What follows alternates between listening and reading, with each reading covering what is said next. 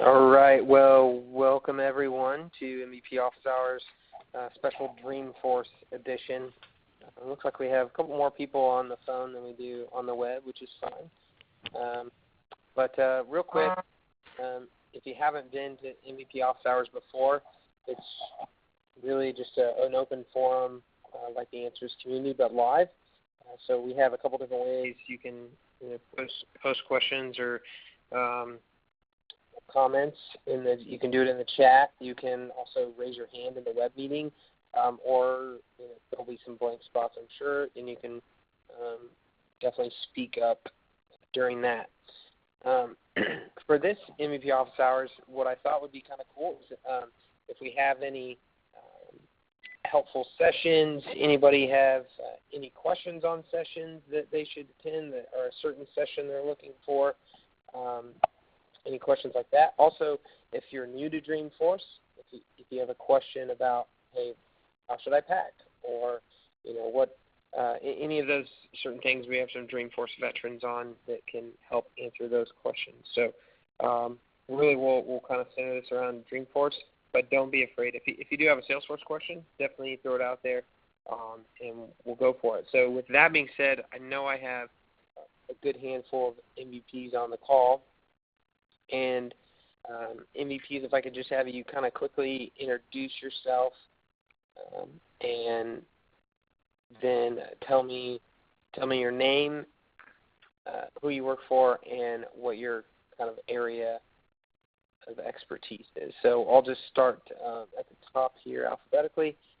Brendan. Hi guys, I'm Brendan Conroy. I work with Monday Call as a consultant. Most of my specialty is within Sales Cloud and reporting. Awesome. And Dale.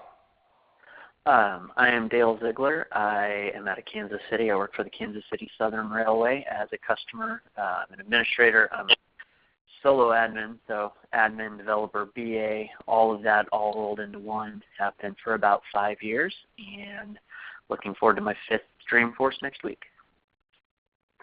And Jackie. Jackie Travieso. I'm out of the Charlotte area. I'm an independent contractor, and I focus on the Sales Cloud, generally working with small and startup companies. And I think this is going to be my 9th Dreamforce. Wow. I think. All right, and Mr. Martin. Hey everybody, Mike Martin. I'm a solution architect with Aperio based in Indianapolis. Specialties, kind of Sales Cloud, Service Cloud, Platform, also Analytics Cloud. More recently, I've got a couple sessions on that next week. This will be my 4th Dreamforce. Nice. Phil Southern, that is. I was waiting for you to complete that. Hey, my name's Philip Southern. I am an independent consultant and developer. The name of my company is Clicks to Code, and I most of my concentration is around platform development and advanced development and coding. And I'll have a couple sessions next week about developing on the platform and admins that are looking to start development. We've got a talk on that as well. And this will be my 5th or 6th Dreamforce. I've lost count. Awesome. And I don't think I missed any MVPs unless there's anyone on the call. Okay. I guess I didn't introduce myself. My name is Jared Kingston. I help head up the MVP Office Hours. I'm a solution architect with Aperio. And I think this will be in my 7th Dreamforce, I think. Something like that. I think you lose track after a while. But all right. Enough about us. Let's jump in. So who wants to kick us off with a question or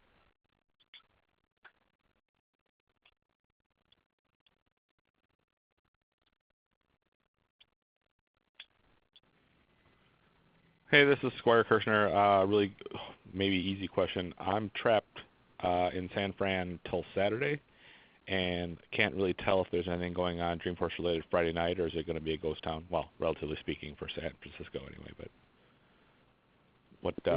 what should I be looking to do Salesforce related on Friday night, if anything? Any MVPs want to take that? I could take it, but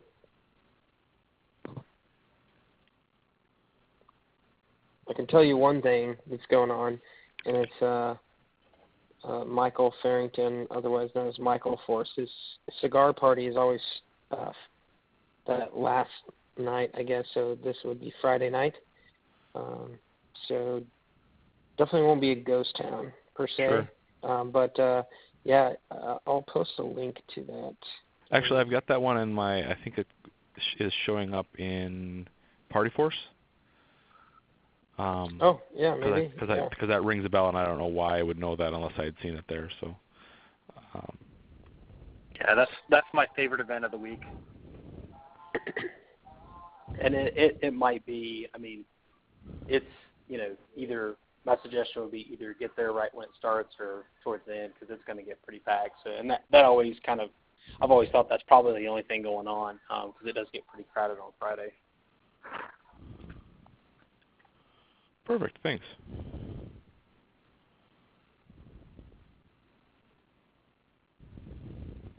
Yeah, for everyone else, I'll just go ahead and post this in the chat there. And that way you can see it. Yeah, definitely go sign up and do that if you're there on Friday.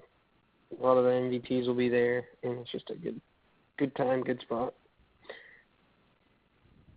This is Jackie. Has anybody heard if any of the HOTS are actually being recorded this year?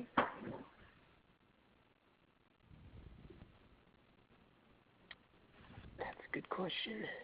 I don't know. Normally they're not, but I heard on one, and I don't remember if it was a podcast or blog or somewhere I had seen or heard that they were going to record them this year. But I don't know if that's true. And by recording, do you mean like a video recording of it or an audio? Because I see those on YouTube all the time. Either. Okay. Either so that you can go through it at home, just like a normal training tutorial. Yeah, if you go to YouTube. Follow along with the class. Yeah, I've seen. I've actually trained myself on quite a few of these. You just go to the Dreamforce YouTube, and you can even just search for hands-on training. And they've got past years ones. I know that they've at least done it for the last 2 years because I've used them actively myself. So I would certainly hope that they would continue recording them because they're great resources. And are you finding the PDF instructions as well, or? It would just be the slides and them talking over it. So it's okay. Okay, cool. I'll check it out. This is Mayank. Just continuing with Jackie's question, I don't think they record all HOD sessions. I mean, I was able to find a few of them from last year, but not all of them. So, I don't know what criteria they base it on, whether to record it or not. And also, another thing to it, I think I was discussing this with Jackie before, is the 75% enrollment and 25% walk-in thing valid in Dreamforce? Is it something that's like you can do? That you can go and stand in the walk-in line and maybe just wait for the enrolled people to get in, and then if they have slots left, you can be there, and you're allowed to enter. Is it something that happens? Yeah, I've actually done that and been successful some of the time. It just depends on what it is. If it's like basic development for admin, I would say you probably have no chance because there's going to be a ton of people that are waiting in line. But there have been ones where I was just sort of bored and was walking by, and it's like, okay, I'll just go to this, and was able to walk in. So it just depends on the popularity of it. Okay.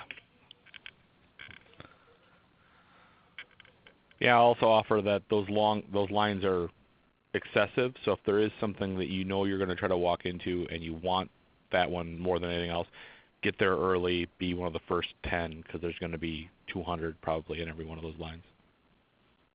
And something else to factor in, if you know that you're going to be going to a session like within an hour or so, I would suggest going to the Dreamforce app and see if it's opened up, because sometimes with Dreamforce you're going from place to place and someone who's already signed up for something will decide, I'm going to go to another session, and then we'll cancel that.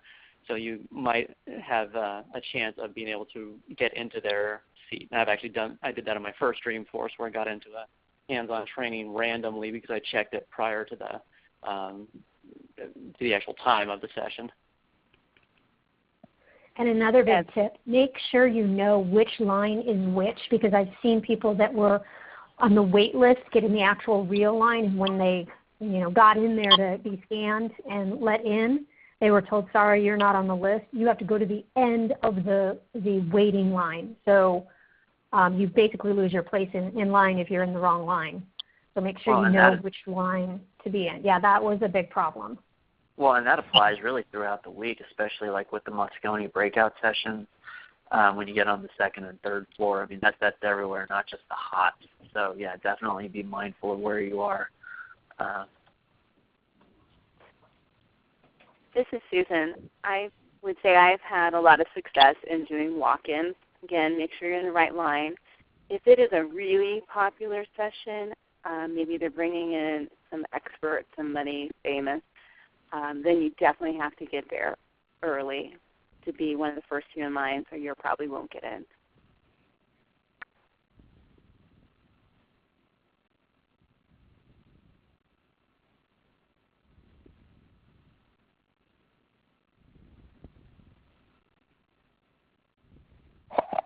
Awesome. All right. Who else has a question or maybe a session that should be checked out? Has anyone seen a list of the campfire sessions? I just started hearing about those, and I have not been successful at searching based on the words campfire for those that are in the Moscone West, I think. Yeah, I just started seeing them pop up in my success feed too, but didn't go too much further because I'm already overwhelmed by my schedule as it is. Yeah, I just had one that was added, so I've got a campfire. It's part of like the developer unconference thing, where it's not really like a presentation; it's more of like a roundtable discussion. But those have been added or still being added, because mine was just added yesterday. The description itself is not going to say anything about campfire. It's just going to give the title and the description. The only thing that says campfire is the location. So it'll say Moscone West, campfire A, B, or C, or something like that. So I think if you just do a global search in the Dreamforce site or app, I don't think it's going to get a hit if you say campfire. So it didn't for me. Okay. Yeah, I don't think there's a list anywhere yet, but we can check with April. So basically, they're rebranding the Birds of a Feather with campfire chats.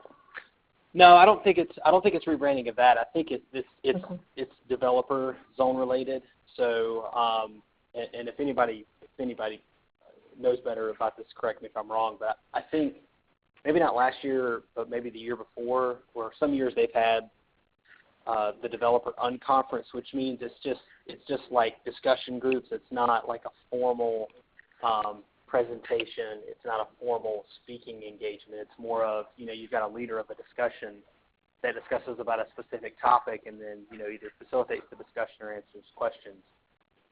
Gotcha. But my understanding is it's specifically through the developer community and the developer zone.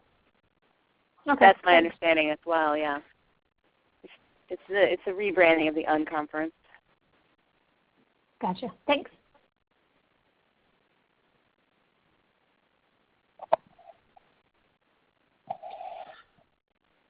Awesome. All right, Deepa, you have your hand raised. What's up? I just want to say hello. I was finally able to join. late. Better late than never. Yeah, thanks for joining.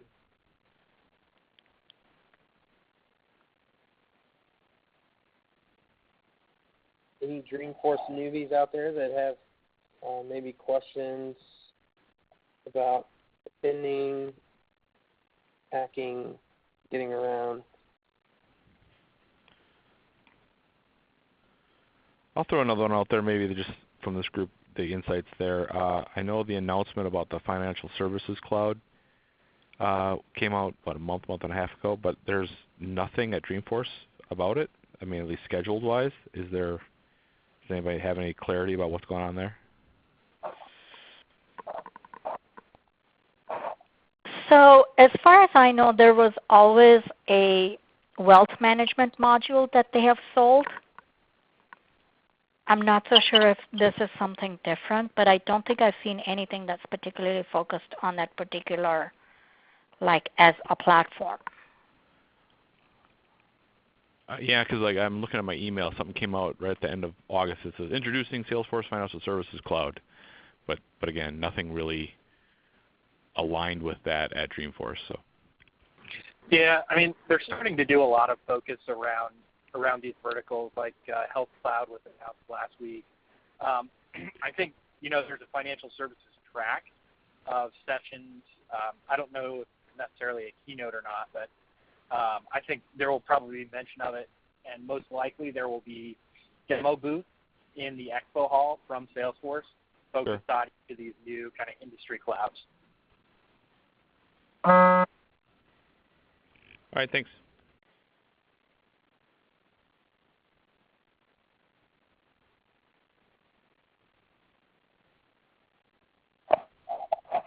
Awesome, thanks.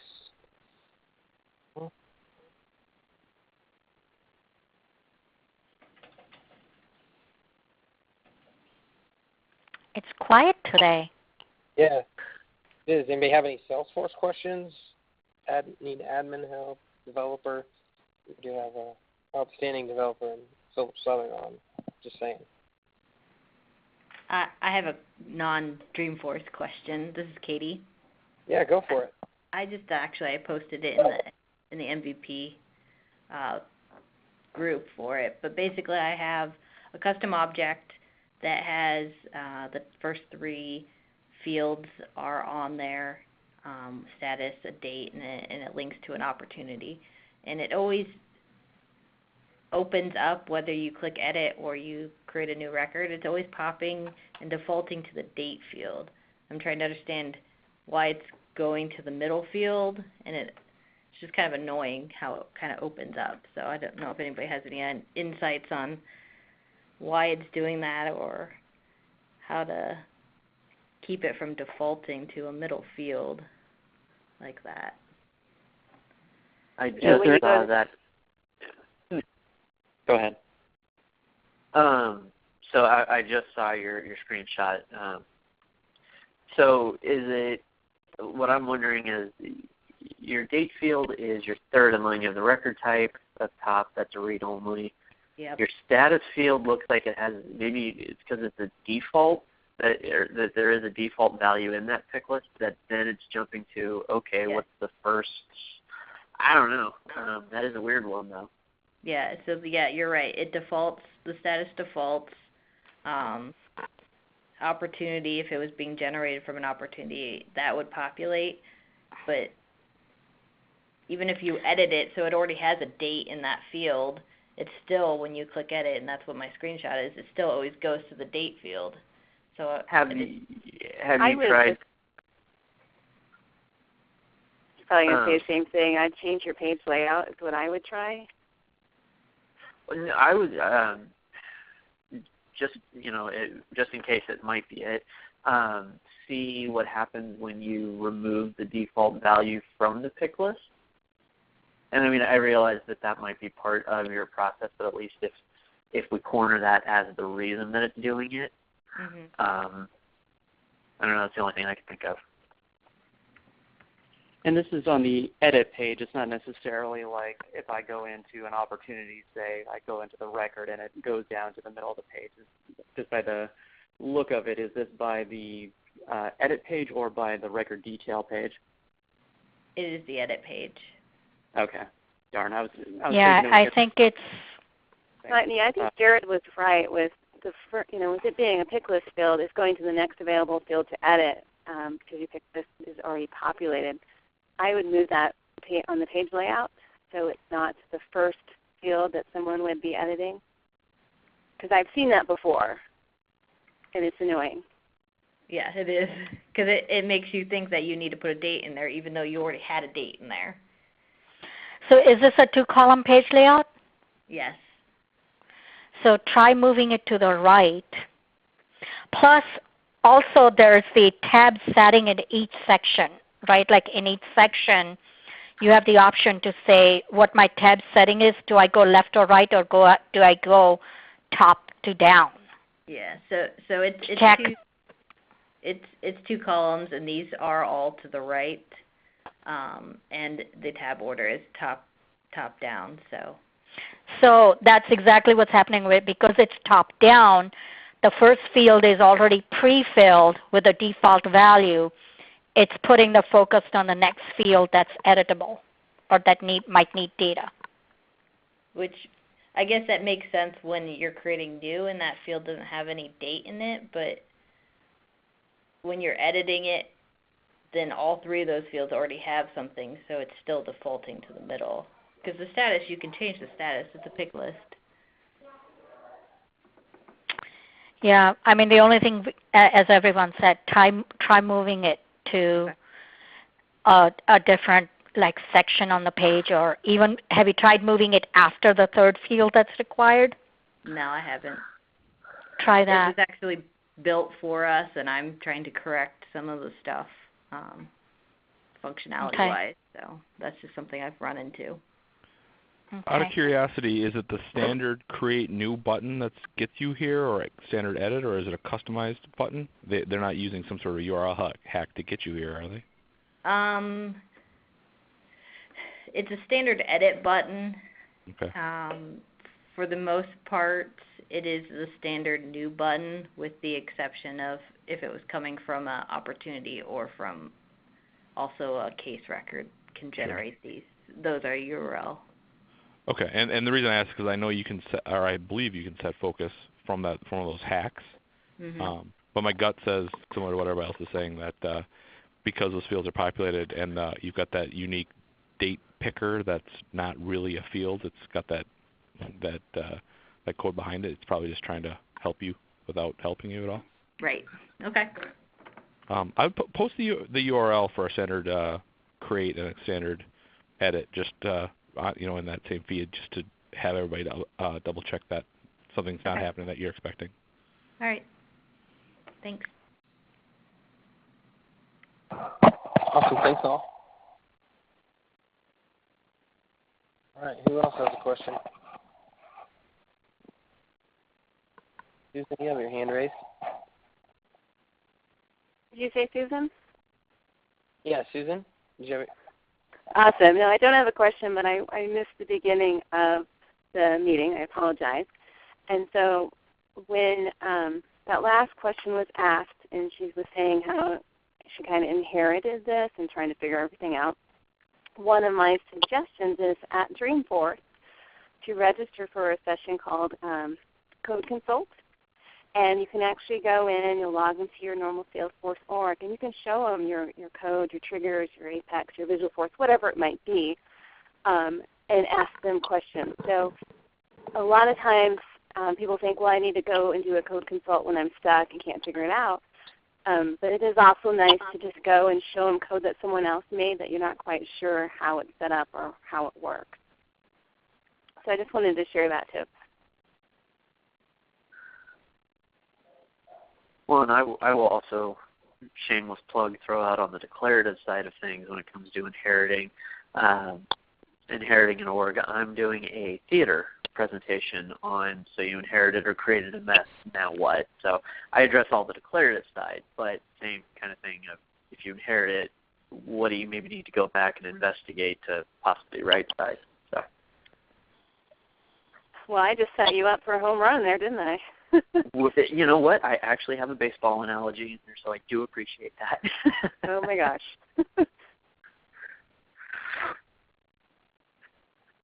Are we plugging our sessions we're doing?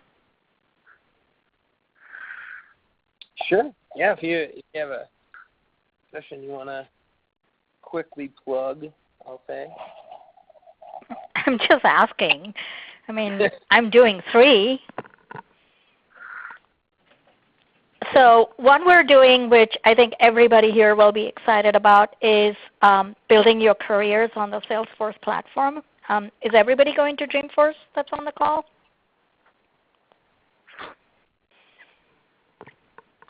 Yep. Everyone's so quiet.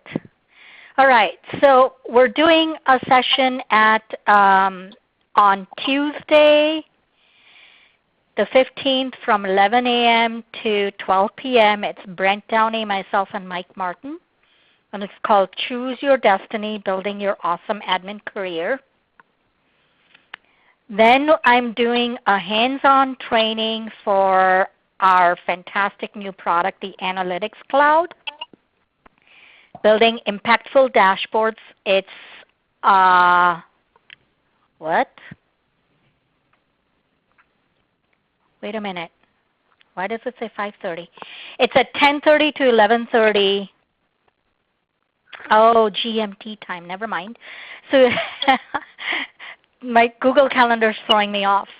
It's from 10:30 to 11:30 on Thursday, 9/17. It's a hands-on training session.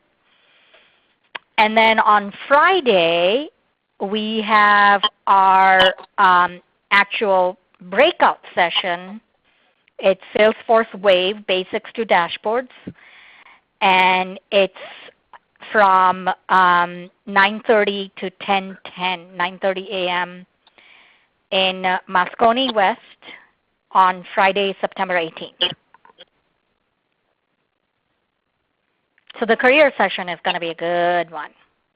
Not that the others are not. Others are going to be just as good.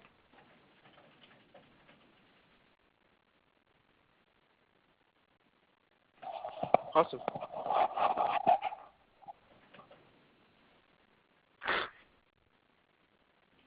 You know, actually, the career comment brings up something interesting. What is the how do I want to say this? With the changing of the certifications, are people going to be credentialing themselves, or are people still going to consider themselves developers and admins and platform builders and platform developers? No, it's transitioning. It's transitioning. So there is a transition path, and I think I posted a link. I'll try and find the link, and I'll post it on the Office Hours group. There's a transition path. So right now what they're doing is they're saying, okay, you can take a transition exam and transition over to the App Builder. So there's 2 different ones. There's the App Builder, and then there's the Application Developer. So the ADM 201 and the ADM 211 are all going to the App Builder one. And then Nope. No? Admin stays the same. App Builder is the transition from Dev 401. Yep. And then Dev 501 is now transitioning into Platform Developer 1 and Platform Developer 2. Yeah, and it sounds like they did that so that if you take the Platform Developer 2 or the Developer multiple choice, you get credit for it while you're waiting for the second half of it, right? Correct. Okay. There's no change in the admin track right now. I thought it was changing. I'll double check. Anyways, I'm not always right. Yeah, and the transition exam wasn't difficult in my opinion. So anybody who's hesitant to not take that, has a developer exam cert already, take it, because it was more or less a slam dunk, I thought. Yeah, there's a bunch of new stuff. We've had nice results on our team. But a lot of the new, like Lightning Process Builder, Lightning App Builder, all of that's covered too. Yep. I'm sorry if I missed it, but is there a deadline to take that exam, or you can just take it anytime? So the only date that's been announced is after the 13th, which is in 2 days. You will no longer be able to register for the existing developer exams. Okay, but you can take the app builder anytime. It's not like you Correct. have to take it in the next 2 or 3 months and make that transition. Correct. Yeah. Okay. I mean, the last time they transitioned certifications was when they got rid of the generic consultant and moved it to Sales Cloud Consultant and Service Cloud Consultant. We had like a year or year and a half to do that, so they haven't yet announced when they're actually phasing it out. Okay. I would assume it'll align with the need to take the release exams. They'll stop publishing developer-based release exams, and they'll transition toward the platform ones as well. Yep.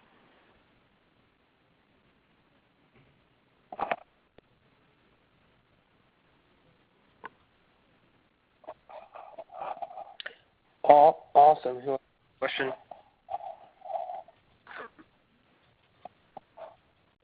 This is Amanda. I have a question. It's kind of, I work in an accounting firm.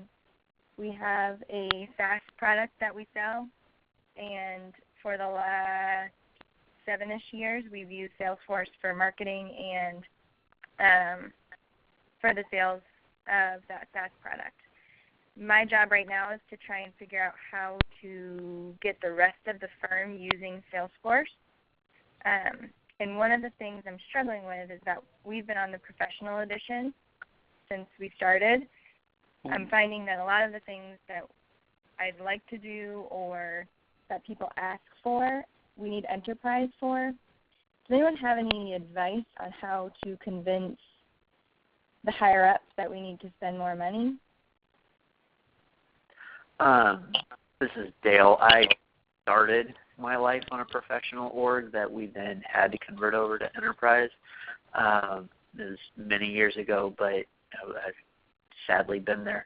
I think there's probably a couple of different ways you could go about it just because there is going to be a significant investment in it, but maybe investing some of your time in doing some requirements gathering. I don't know how you disguise that, but to find out from your users, from your stakeholders, from your executives, what all do you need to make Salesforce successful or more successful in your company, to then put all of that together in a package to say, and we're going to need enterprise to do this. If you have the actual tangible feedback from your users that says this is everything that we would need to make Salesforce go, that could lay a pretty solid foundation for your case. Okay. The other thing is also from what executives want to see is how much money are they losing because the users can't do what they need to do. So it's like if you try and kind of compile on a monthly basis, okay, here's the thing that the sales reps are doing or the marketing reps are doing, and if they had the level of automation that we need, then they would save so many hours and translate that into dollar numbers. So can you throw out some features that they're asking for which requires workflow rule or automation? Can you think of something that they're asking for that would make their life easy? What is that like? Well, the sales guys especially, right now they see Salesforce as just an administrative task. A lot of them put it off until they know I'm going to run pipeline reports and wait until then to update anything. So, workflows, and we're getting more users into the system, so I'm trying to set up some data validation, but there are some limitations as far they're like, well, why can't this field just be filled already? Well, we can't do that. So it is a lot of the time-saving things that they seem to be looking for. Yeah, so what I would do is I would write down major 10 or 15 that are really performance obstacles, and note down and say, here's how much extra time everybody has to spend, and translate that into dollars and say, so here's what it's costing us not to have a proper system, and then compare that to what they would pay, for the additional license cost, and I guarantee you the time wasted is going to be a lot more than what they're going to pay for the additional license costs, and do that for all departments. Do it for sales, do it for marketing. I don't know if you have and then make that a case, because anytime executives see dollars, they go, okay, now they're empowered to make a decision. If they don't see a dollar amount, they just see somebody's just requesting something, they'll never pay attention to it. Okay. And also taking DEPA's monetary component a slightly different way is you have 7 years of data that has been living and growing in your org. Over those 7 years, that data has grown its own value, that then figuring out how to portray to the executives of, if you were to go to a completely different system that could handle all of it, how much more would it cost to do that, to then say, if you want it, Salesforce is already on. It'd be an easier jump from professional to enterprise than it would be from Salesforce to something completely different because of that 7 years of data. Right. And the other thing is, how well are you getting your reporting data out, right? It's like if you can't do certain things and your data quality is not there, how much is that impacting? Are people bringing data down into Excel spreadsheets and manipulating in Excel spreadsheets, versus having a system that gives you clean data so you don't have to bring it down and manipulate it in Excel spreadsheets, right? That can be another processing that can be a plus. Okay. Yeah, just to add to it, I would definitely make points specifically for features that are missing in Professional Edition, something that you need on a daily basis or a regular basis. You don't have joint reports as far as I know, no bucketing, cross filters, dynamic dashboards, and then of course, there's no access to the API, no profiles, no security. So those kind of things, I would make specific notes for those and just kind of have a presentation ready for the higher management, telling them, okay, these are the things that we need on a daily basis, and we kind of have to get around them, and it's not working out well for us. So definitely a list of all features that you're missing in Professional. Okay. And add to that list a sandbox, so you don't have an environment where you can go and play and work out any programming that you need to do and test it before turning it over into production and rolling it out.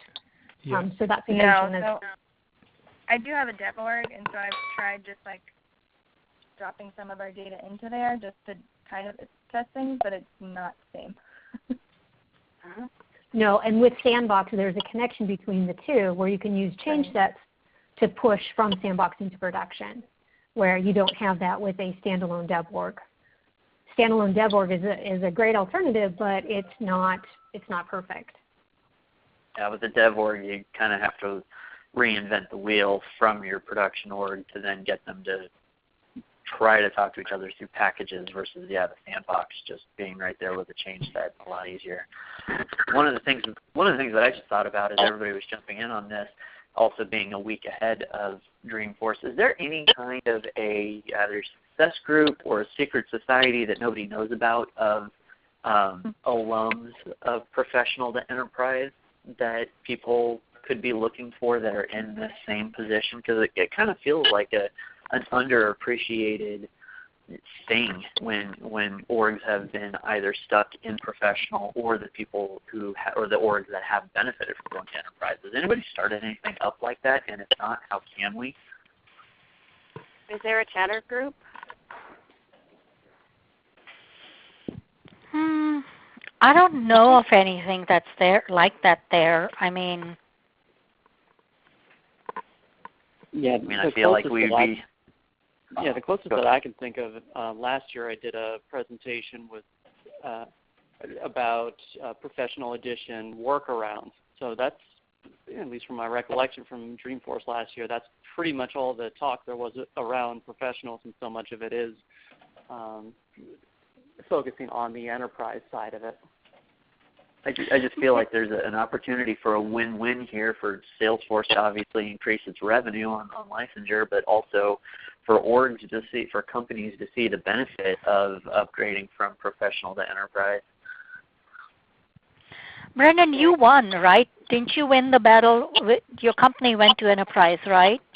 I did, but mine's sort of a unique scenario where we did a lot of Force.com licenses and Chatter Plus licenses, and and I don't get the heck down.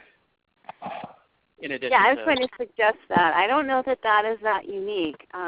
What I would suggest when you're looking at pricing is take a hard look at your users and how they will need Salesforce, and get with your account executive to get pricing on Force.com licenses for those users that don't need the whole CRM system. So you can get creative, and then you get a lot of features for a lot less money. So someone mentioned that at the Boston user group a couple weeks ago, and I had no idea that that was even possible. Yeah, so the key thing is like the Salesforce license gives you access to all the standard objects, which is the account contacts, opportunities, leads, campaigns, and cases, right, along with products and pricing. So the sales reps definitely need like the full license, and the marketing people need it, but everybody else can be on a Force.com license.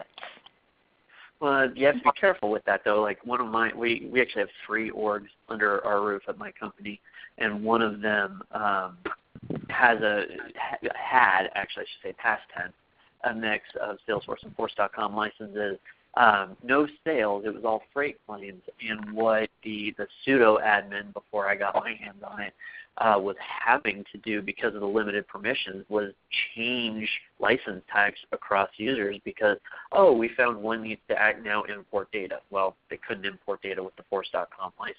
So yes, it would save some money, and there are some needs and don't needs on things, but definitely need to scrutinize what all of those needs are before you commit to just the Force.com licenses rather than the full Salesforce CRM licenses, because there's a lot of permissions in there.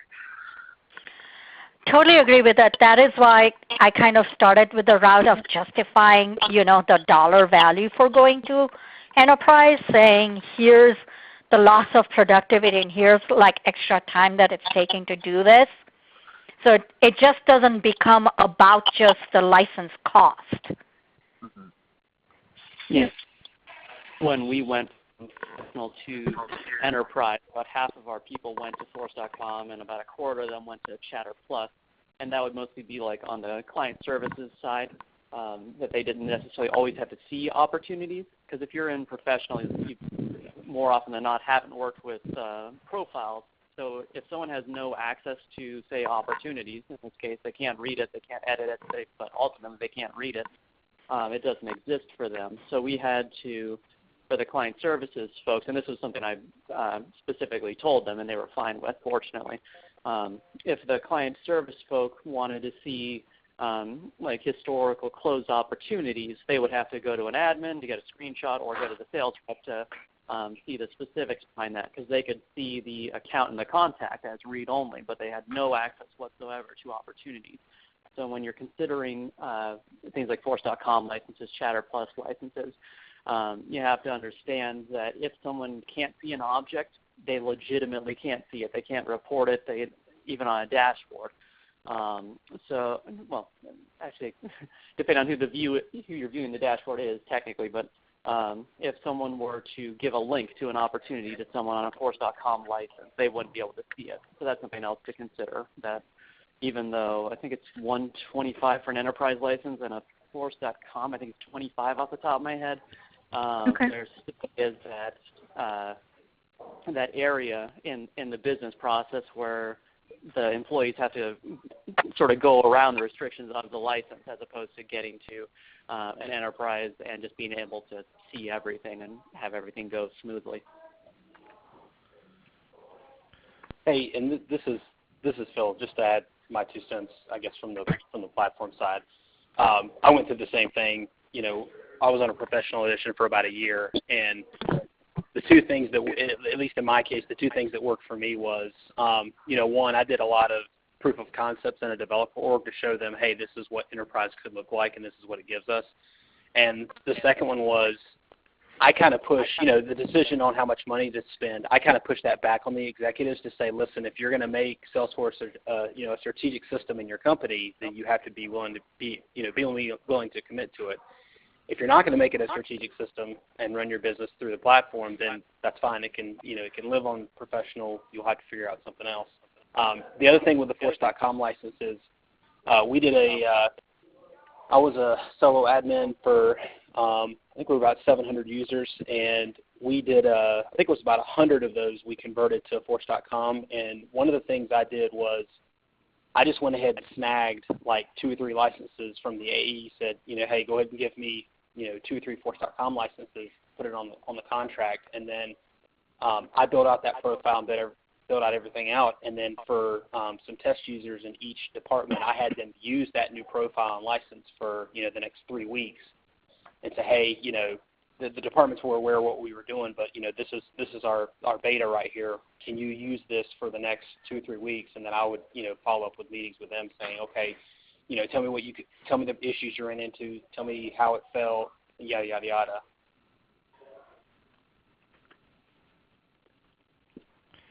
I'd like to offer one other thing too. Don't feel like you have to do this by yourself. There are a lot of success partners from Salesforce. If you have a regional sales rep or just reaching out to the helpline, you can have the assistance from someone who's does this daily to help with that initial assessment, and then you don't feel like you're going in blind. You get some support from Salesforce in general. Okay. Awesome. Thanks all for that. All right, we got about 7 minutes left. Anybody else have questions? Salesforce, Dreamforce related? I have a Dreamforce question for Susan Thayer. Okay. How's the dance moves coming? Turns out I can't dance. But yeah, don't they say dance like no one's watching? That's going to be my strategy. What dancing is this about? Well, rumor is there's a flash mob. Oh, yeah. I think I'm going to, I'm with you on that, Susan.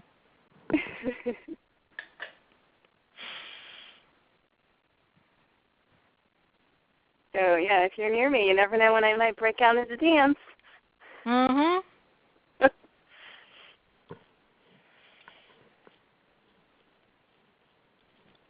But you have to be there at the right time.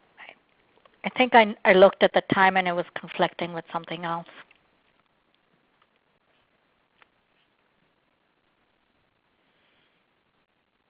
Anybody else? Yeah, anybody else have anything else?